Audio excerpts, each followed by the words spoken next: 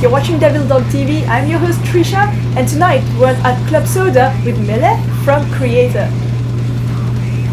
Hey.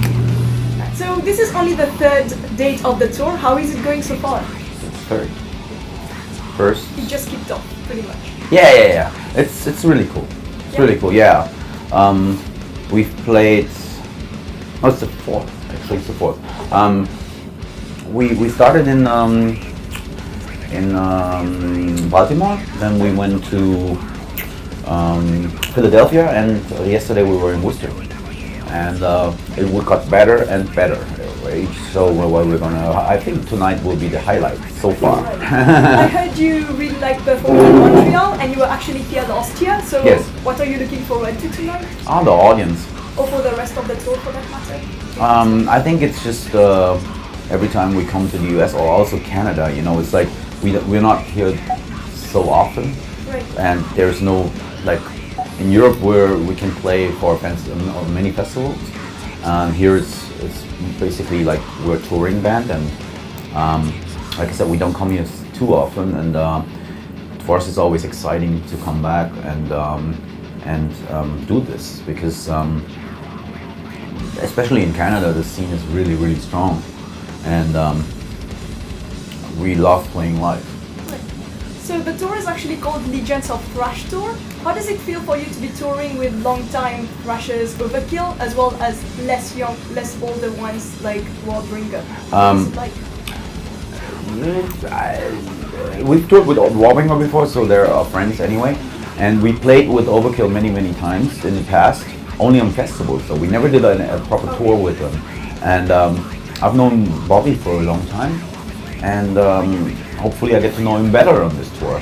And now I got to meet the whole band. You know, they're all very nice. And to me, of course, it's an honor to play with one of my all-time favorite bands, well, of the thrash genre. When I was a kid, I listened to all their albums. You know, I listened to. I'm still a big fan of the band. Now let's talk a bit more about Kreator's music. A lot of your lyrics are very much heavily influenced by politics. Is it some, for example, anti-cartelism, anti-fascism, people's revolution? Is this something that's close to your heart, or any particular reason why you tend to stick to those themes? I think it has to do with the kind of music that we play. If you play aggressive music, it's hard to not write about things that have to do with powerful emotions. You know, you need a strong message and to make the song even stronger. And I wouldn't even say, I think you put it right. We're not like we would never consider ourselves being a political band. I think political bands are bands like Fugazi or Dead Kennedys, but the Kreator is a band that, in my opinion, politics are part of our lyrics, because there's a lot of negativity caused by politics, a lot of pain, a lot of injustice, and I think we took it from we took this from the era of early thrash metal era. You know, when many bands that played thrash metal were had politics in the lyrics, and so yeah, we kept this and try to always every time I write new lyrics for a new record, it should have something to do with something that more recent and some event that I experience and we all experience in the whole world or whatever, and I try to put this into words. It's as simple as that. Well, as you just said, it's really regarding events that have happened. But do you tend to dig more into past events like history, or would you say that the current situation in the world would be somewhat motivating you to write new material? How does it really work regarding the creative process? Or do you just get jaded or saturated with what's happening in the world right now?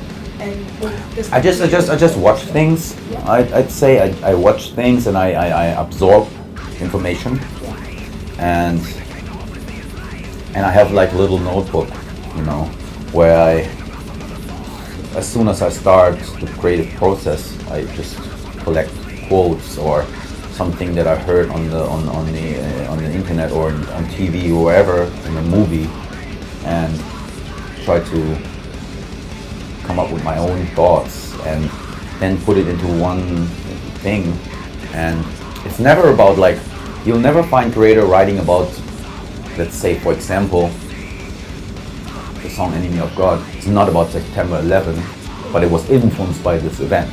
So, or on the new album Phantom Antichrist, it's not about Osama bin Laden getting killed by secret forces. It's more about it was inspired by that. You know, conspiracy theories. I would never go like, oh, this is like a conspiracy theory, and we know. I'm not into that because I know as much as anyone else, you know, and I just wanna put that into music, into art, so to speak, you know, and kind of like use it as a source for inspiration. Well, as you said earlier, it's really because of the genre of music that you're playing that you tend to go towards that theme. But do you think that somehow Kreator's music might be actually making people more aware about that they should be paying attention to what's happening around them? Or is it because they are already interested in that kind of topic that they're coming to your music instead? It is hard to say. You cannot generalize these things. You know, it's like every fan that we have, like every individual is different. Some people like Kreator because of the music. Some people like Kreator because of the music, lyrics. Some people like Kreator because of the music and the lyrics. Some people, you know, just want to be entertained. So there's all kinds. Yeah. And I think the people that I've talked to some people, and some really said that, like some kids wrote me that they are influenced by some of the lyrics to think in a certain direction. It's not that we're forcing people to think a certain way, because that's wrong. So it isn't deliberate from you to actually... We offer our thoughts, and maybe it inspires other people to think for themselves. That's the main thing. That's the most important thing. It's never like, well, that guy thinks that, so I need to think the same thing or do the same things or whatever, or have the same opinion about things. That's to me, that's never right, because you should go your own way. You should always think for yourself. That's the main thing, you know. And then be inspired, but don't follow what I say or what anyone says, you know. Okay. Well, next year, 2014, it's going to be 30 years of Kreator. Do you have anything special planned for that? No, it's 2015. 2015. Oh, okay. Yeah, we will change the name from Tormentor into Kreator in 1985, and we released Endless Pain. I'm not a big fan of anniversaries. You know, I think it just, you know, I live in the here and now, you know, and I know that we've probably, when we started out, we were one of the pioneers, and there was nobody else, not many other bands playing this kind of music in Germany. But to me, it's like, can we still deliver? Can we still write good songs now? This is where we live. This is the time we're living in the year 2013. 2 years will be from now will be the year 2015. And I'd rather focus on the things in 2015 than on the past. You know, we will probably, what I'm working on, we were trying to re-release our back catalog. Maybe we'll do something special for that. But I haven't thought about this. You know, it's like, to me, it's like recycling creativity. It's never too exciting for me. I think it's just like I said, I focus on the things that are happening nowadays. Well, finally, do you find that there's actually a difference between 1985 and 2015 in terms of what you need to put out? For example, you said you don't really focus on anniversaries, but do you think it was the same way in 1985 when, for example, you don't need to care, you've been in the genre, in the scene for that long? Do you find that nowadays there's a difference with regards to the marketing and all that? That's how people, yeah. I think, yeah, exactly. I mean, people from record companies, they always want these things. Oh, I see. And they want big anniversaries, big drama and big events, you know, oh, this is art. But when we started out, you know, it was the here and now. We weren't compared to anything that we have done in the past because we were just doing it for the first time.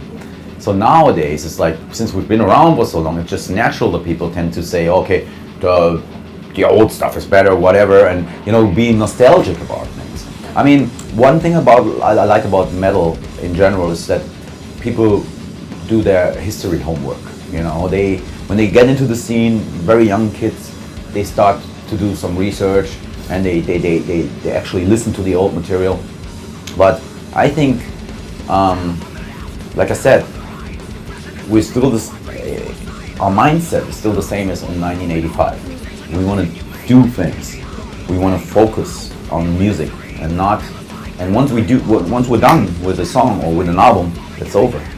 I mean, of course, we perform the songs live and we hope that it touches people's hearts, but it's not about like, okay, this is our anniversary and this is the glorious song. I think You don't stagnate.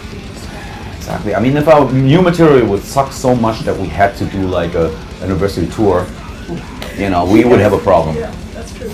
Well, that was very insightful. Thank you very much for giving us your time. So we wish you all the best for the rest of the tour. It was great talking to you. Right. Thank you very much. Hi, this is Mille Petrozza from Kreator and you're watching Devil Dog TV.